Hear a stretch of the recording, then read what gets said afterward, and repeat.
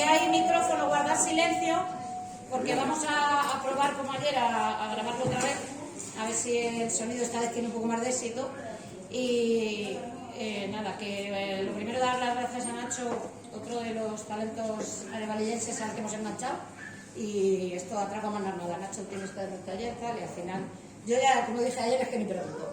Que tengáis un poco de paciencia y comprensión, que hemos tenido un problemilla por no guardar los últimos cambios de la presentación, pero como él nos lo va a explicar divinamente, seguro que ni lo echamos en falta. Así que nada, un aplauso para que...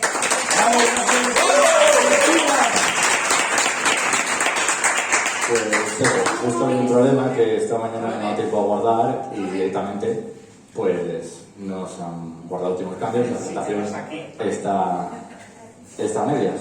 Pero bueno, vamos a sobre todo explicar ahora los primeros auxilios, lo que primero que tenemos que hacer cuando nos encontramos con una persona que necesita ayuda y nos tenemos que acercar a ella. Al final, los primeros auxilios es las primeras medidas y técnicas que tenemos que realizar antes de que llegue el soporte vital avanzado, donde están ya médicos, enfermeros, técnicos, personas especialistas que van a conseguir llevar a esa persona al hospital y tratar la patología que tenga. Con esto al final conseguimos que tanto baje la mortalidad de esas personas como también las lesiones que puedan tener no lleguen a ser tan graves al final. Al inicio de todo, cuando nos encontramos una persona que está inconsciente en el suelo, que necesita ayuda, lo primordial es llevar una conducta que se llama PAS. Esta consiste en proteger, alertar y socorrer. Es muy importante, sobre todo la primera, que consiste en proteger. Cuando vemos a una persona que necesita ayuda, por ejemplo en un accidente de tráfico, antes de intentar ir a socorrerla, hay que fijarse en que la escena sea segura. Esto es muy importante porque si directamente en un paso de cebra encontramos una persona que, por ejemplo, le ha dado un golpe, un choque con un coche y esta persona está tirada en el suelo, si nosotros nos acercamos sin mirar siquiera a ambos lados, puede venir otro coche, también darnos otro golpe, y ya no solo habría dos víctimas, que eso implica que los recursos materiales que tengan que venir y sanitarios también sean el doble. Uno para atender a esa persona y otro para atendernos a nosotros, sino también la asistencia el tiempo de asistencia de esa persona, el tiempo de asistencia que va a tener va a aumentarse mucho, porque si yo voy a atenderla, de repente yo tengo un accidente, también sigue contando ese tiempo que esa persona sigue sin asistencia, con lo cual va a agravar las lesiones y va a aumentar su mortalidad. Una vez nos aseguramos que esa escena es segura, es cuando tenemos que seguir con esa alerta. Eso consiste en, hemos establecido que la escena es segura, vamos a llamar a los servicios de emergencia, porque al final, por mucho que yo vaya, por mucho que vaya una persona que tenga unos conocimientos, no tienen los recursos materiales como para sacar a esta persona adelante, con lo cual, antes de yo ir a socorrerla, tenemos que avisar para que en el momento en que esté socorriéndola ya está viniendo un medio que vaya a conseguir recuperar a esta persona, socorrerla y después llevarla al hospital. Y finalmente, cuando ya hemos asegurado que la escena es segura, hemos avisado a los servicios de emergencia, ya iremos a socorrer. Vamos a seguir un algoritmo, que este algoritmo consiste, sobre todo es vamos a establecer para una RCP y luego, posteriormente, también vamos a ver cómo actuar frente a una persona que está atragantando. Al principio de todo, lo que tenemos que garantizar es que la escena sea segura. Una vez que hemos conseguido la conducta PAS mencionada anteriormente, llegaremos a la persona, que por ejemplo esté tumbada en el suelo, esté inconsciente o inconsciente, llegaremos y lo primero que haremos será comprobar ese nivel de consciencia. Este nivel de consciencia lo comprobaremos estimulando a la persona. Primero, si esta persona perfectamente puede estar despierta, consciente y orientada, sin más hablaremos con ella para comprobar que esa persona está respirando, nos contará qué ha pasado, nos contará cómo se encuentra, toda esta situación. Si esta persona, por ejemplo, está inconsciente, antes de nada tendremos que comprobar, no nos va a responder evidentemente, con lo cual tendremos que aplicar algún estímulo doloroso, como por ejemplo puede ser desde pellizcarle el hombro a apretarle donde la uñas de los dedos, un poco para ver si esta persona sigue en su estado de inconsciencia, pero bueno, sigue respirando con normalidad y sigue viva como tal. A continuación, por ejemplo, cuando ya hemos comprobado que esa persona, por ejemplo, está inconsciente y no reacciona ante estímulos tanto verbales como dolorosos, lo que haremos será ver si esta persona está respirando. Para ello, seguiremos dos maniobras básicas. Una, que son las que están arriba. Tendríamos que abrir la vía aérea. Esto se hace con la maniobra frente-mentón, que es la de la izquierda. Simplemente consiste en inclinar la cabeza hacia atrás y elevar el mentón. De esta forma estaremos abriendo la vía aérea, como se puede ver en la foto. Aquí, por ejemplo, con una posición neutra de la cabeza, vemos que la vía aérea está colapsada, pero al hacer esa maniobra frente-mentón se descolapsará y podremos valorar si esta persona está respirando o no. Esta valoración lo haremos con la maniobra ver, oír, sentir. Consiste en, después de haber hecho la maniobra, fijarnos si el tórax está elevando, si está metiendo volumen de aire, si también escucharemos la respiración y sentiremos el aliento, evidentemente, si está respirando. Para ello no tenemos que demorarnos más de que 10-15 segundos. Si esta persona tanto está consciente, nos responde a estímulos dolorosos o respira, tendremos que colocarlo en la posición lateral de seguridad, que es esta descrita en la diapositiva. Esta consiste en ponerle el decúbito lateral izquierdo, es decir, apoyado sobre el dorso izquierdo, con la pierna que se encuentra encima flexionada y el brazo en una posición de 90 grados. Además, para no, evidentemente, estar en el suelo, por lo cual, para no tenerle con la cabeza en el suelo, le apoyaremos con la mano que está encima del cuerpo en la cara, para evitar posibles lesiones. Llegamos al punto en el que la persona está inconsciente, no obedece a estímulos dolorosos y no respira. Con lo cual, entraremos en la cadena de supervivencia y empezaremos la RCP como tal. Esta cadena de supervivencia tiene, sobre todo, nosotros vamos a aprender los 3 primeros ítems. Consiste en diagnosticar la parada, es decir, la persona no responde, está inconsciente y no respira. Llamaremos a los servicios de emergencia, también si continuamos hablando con ellos, se lo comunicaremos. Si no estamos hablando con ellos porque no se ha conseguido establecer esa comunicación, llamaremos para indicárselo, porque al final nosotros, en un porcentaje bastante escaso, conseguiremos que esa persona salga de la parada. Será el servicio de emergencias que lo consiga, finalmente. Y empezaremos la RCP precoz. Esta RCP, como se puede ver en el algoritmo, bueno, también hay que decir que hay que llamar al 112, que al final es el servicio de emergencias globalizado a nivel europeo. Incluye tanto bomberos, policía, guardia civil, servicios de emergencia sanitaria, con lo cual serán ellos los que deriven, dependiendo de la situación en la que nos encontremos, qué servicios son necesarios.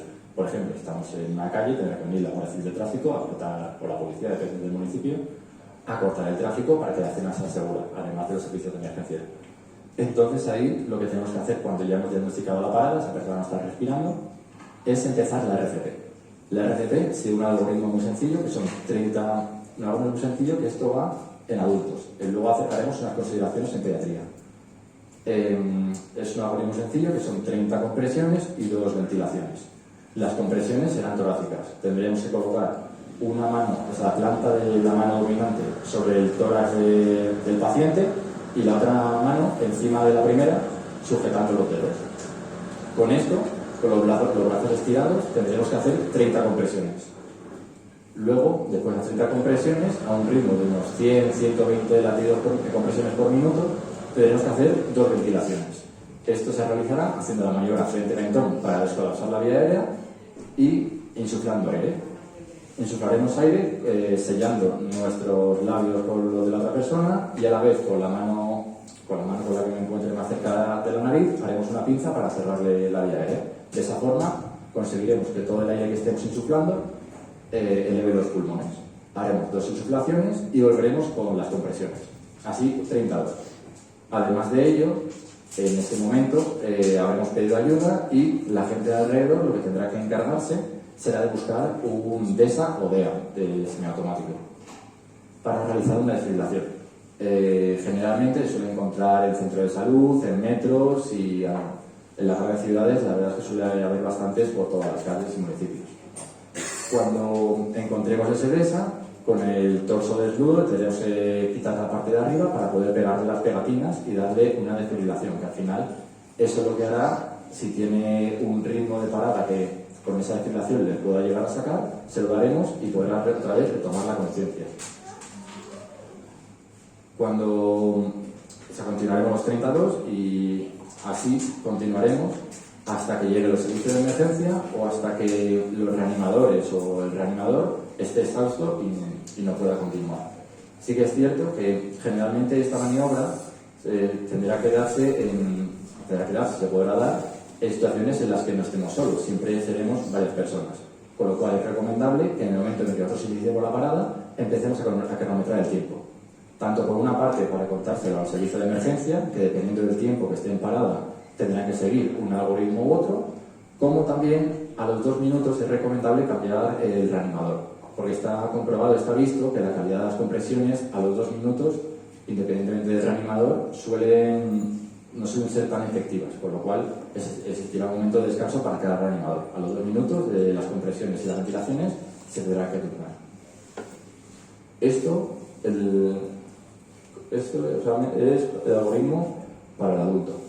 Aquí se puede ver la colocación de las manos. Tiene que ser en el esternón, con el pecho descubierto a poder ser, una encima de la otra, y al lado tenemos la colocación de los parches del desfibrilador.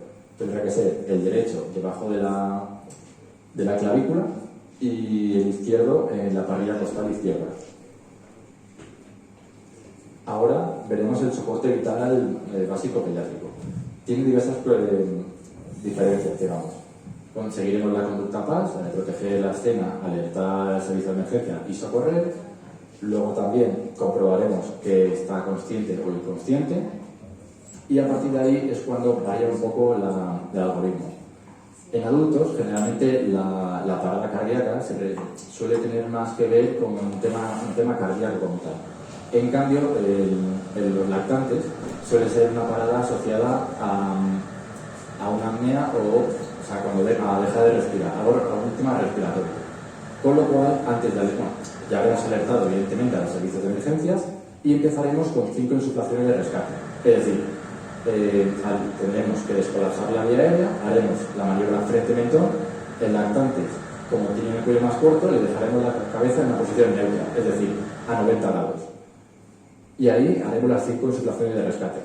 Como los lactantes, los bebés, son mucho más pequeños, para sellar la vía aérea, hay veces que, depende del tamaño, evidentemente, tendremos que sellar con nuestros labios tanto la boca como la nariz del bebé.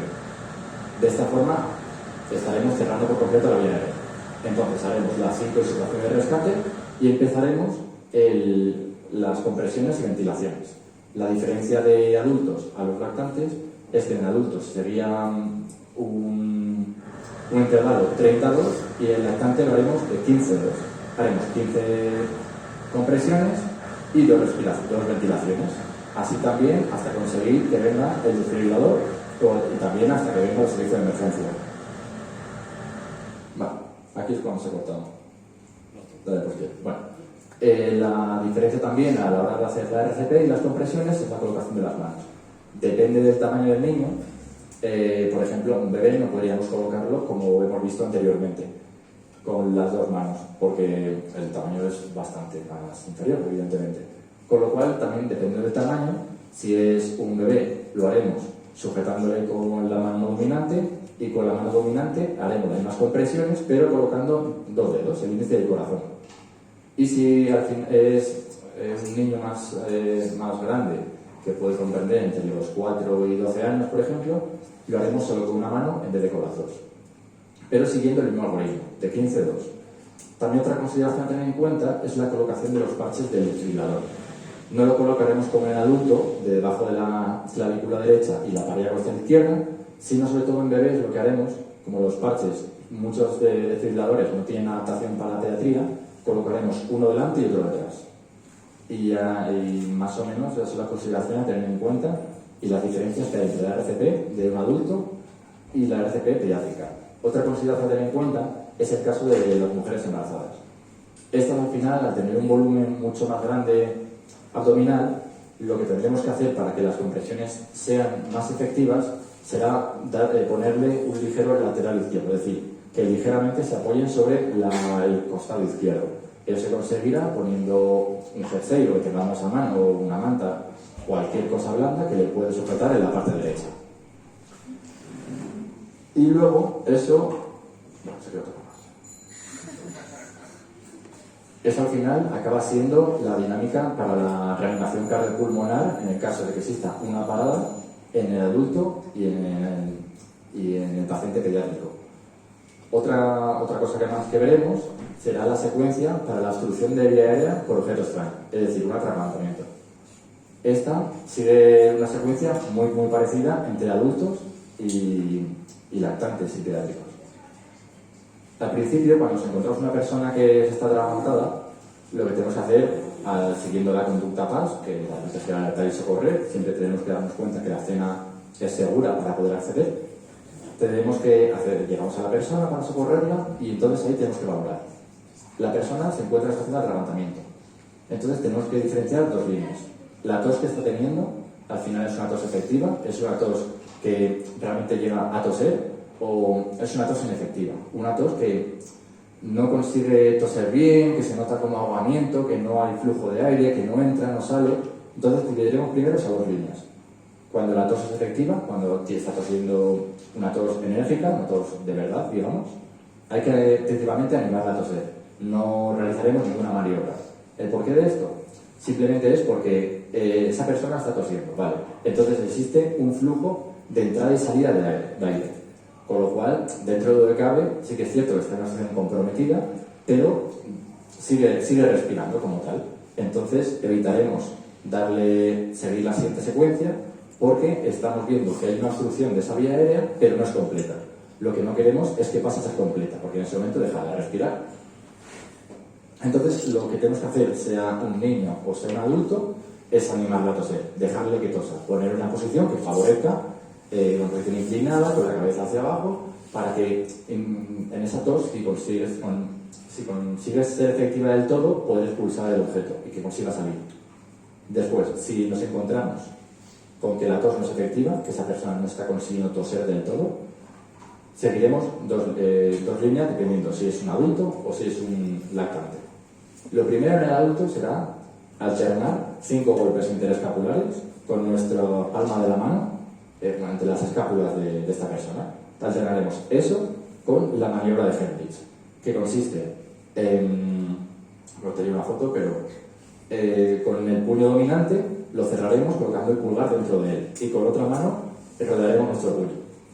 Estas manos, desde atrás, las colocaremos en la boca del estómago, justo debajo del esternón, y haremos 5 compresiones abdominales. Consiste nosotros detrás de la persona haremos una tracción y a la vez una elevación para conseguir que el diafragma haga presión en los pulmones y con eso conseguir la expectoración del objeto.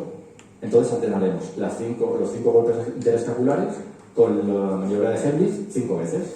Sería apretar, si sales y lo... No te lo acepto. Claro, consistiría... Ya, bueno. La mano dominante, cerraríamos el puño con el pulgar por dentro y la otra mano rodearía la mano con el puño cerrado. Esta la colocaríamos justo en la boca del estómago y con fuerza, que no voy a hacer, serían a empujar hacia nosotros y a la vez hacia arriba. Con esto estamos consiguiendo que la presión del tórax, aumente y de esta forma poder expectorar el objeto. Entonces alternaríamos esos 5 golpes interescapulares con 5 compresiones abdominales. Así hasta que la persona expulse el objeto o ya no está respirando o quede inconsciente. Si queda inconsciente, al final es una parada porque no está respirando, no hemos conseguido que respire y al final el corazón dejará de latir. Con lo cual seguiremos el algoritmo de antes, la RCP, de 30 a 2. Y igual avisaremos a los servicios de emergencia, traeremos el desfibrilador y seguiremos todo el algoritmo. Esto en adultos. Luego, el algoritmo cambia un poco cuando son lactantes. Al ser más pequeños, evidentemente, no podremos hacer la maniobra de Heimlich, no podremos hacer esas compresiones abdominales. Con lo cual, manteniendo al lactante en un brazo, lo que haremos será los 5 golpes interescapulares, es decir, cogiendo al lactante, en este momento estaría él mirando hacia abajo, le daríamos 5 golpes interescapulares y luego le daríamos la vuelta para hacerle 5 compresiones torácicas. En vez de ser abdominales, como en el anterior caso, serían torácicas. Y vamos alternando, igual, hasta que consiga expectorar el objeto o se quede inconsciente y de esta forma, al final, como la obstrucción de la vía aérea ha sido completa, ha dejado de respirar y como ha dejado de respirar, tarde o temprano, el corazón dejará de latir como tal, con lo cual volveríamos al algoritmo inicial de RCP, de 15 compresiones torácicas y 2 ventilaciones. Y un poco a líneas generales serían los dos métodos que son tiempo dependientes, que se pueden hacer de forma muy fácil, es un algoritmo muy sencillo, que somos nosotros al final, cualquier persona del día a día, el que presencia la parada, no los servicios de emergencia. Entonces, estos dos algoritmos, tanto por la estación de la vía aérea como para las paradas cardíacas, lo que conseguimos es disminuir la mortalidad y también las lesiones asociadas a esta parada cardiorrespiratoria la disminuiríamos con nuestra pronta actuación, llegando finalmente al servicio de emergencia. Cosa que si inicialmente nosotros no empezamos, la probabilidad de que esa persona recupere la conciencia o salga de esa parada disminuye prácticamente cada minuto que pasa. Entonces está en nuestra mano realmente el conservar y el conseguir que esa persona tenga unas probabilidades de salir de esa parada, como también de las secuelas que lleguen a quedarle sean mucho más leves. Y es un poco todo.